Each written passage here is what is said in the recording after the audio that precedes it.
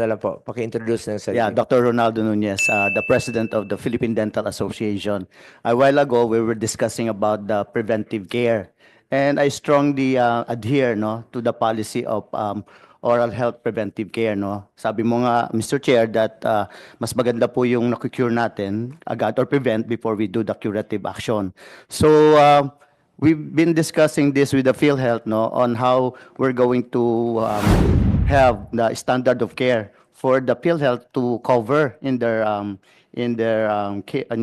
policy the private clinics. However, up until now, ang cover lang po ng dental package na care is on the government dentist or government dentist in the government hospitals and other rural clinics with dental setup.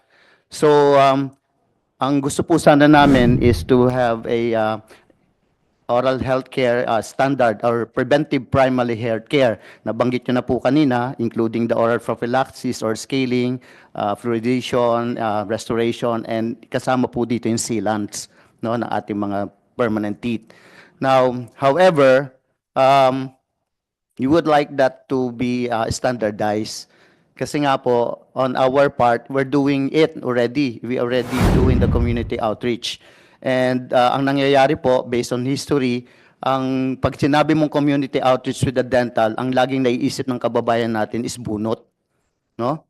So lagi na to, I've discussed this also with other senators. Bakit na lang ang ginagawa natin, community outreach is bunot. So the PDA strongly actually would like to prevent no yung ating mga community outreach with the bunot. All our chapters nationwide, we advise them not to do more extractions in the community outreach, but rather than preventive care. So unfortunately, now that the recent atmosphere of election is here, yung ating mga government dentists po are compelled and even obliged to follow the requests of some of our local government officers to conduct bunot. Lahat na lang po bunot. So after that, dental mission, after that, ano na po mangyayari? The people of the community will still wait for another setup of dental bunot community outreach when times na sumakit yung ngipin nila.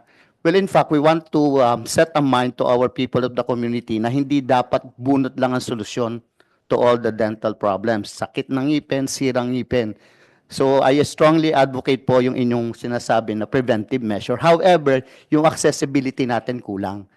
So the government dentists cannot provide them all. That's why us, the stakeholders, the professional group of dentists, the PDA, is also already helping the system of providing preventive primary health care. In fact, we have already a definitive program with this one.